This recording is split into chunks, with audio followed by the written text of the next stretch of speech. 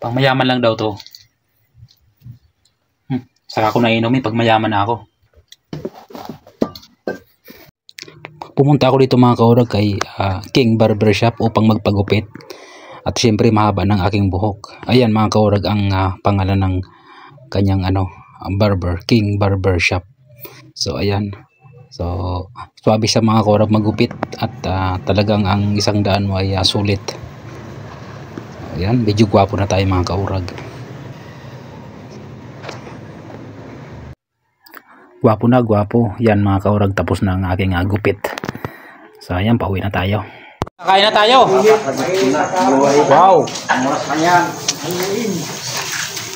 Halloween. Nakarinig na si Pidging ng Salo-salo lang tayo para pare-pares mabusog. Yan. Halloween na. Boy! Yan. Magbiyahe ako na. Kain na tayo lahat. Sabay-sabay na para sabay-sabay mabusog. Lalakas kumain ito. Lakas kumain ni Marlon, no?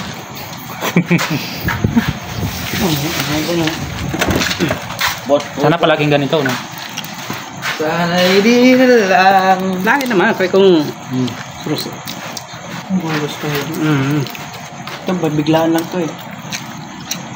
Ito yung binigyan ni yan. Binigyan ni Sir Ivan din sa atin.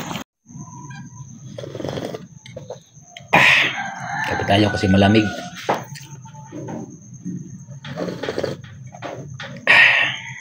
Grabe, sobrang lamig ngayon mga kaurag.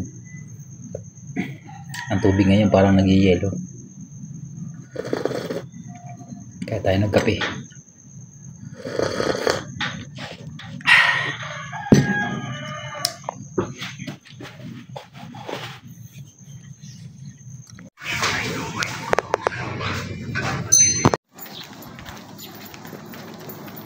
Ay, kuyat. Tayo sa bahay.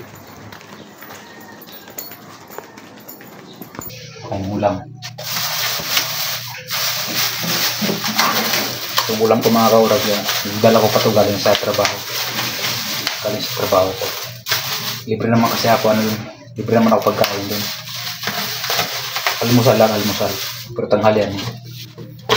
Kinabahan ko lang yung almusal ko. Dito ko lang kinakain tanghalian. Kung tanghalian. Itlog.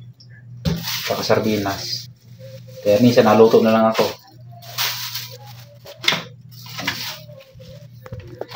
Naluto na ako ng ulam.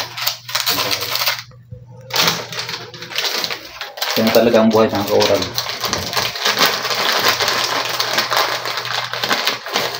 Trabaho, kain.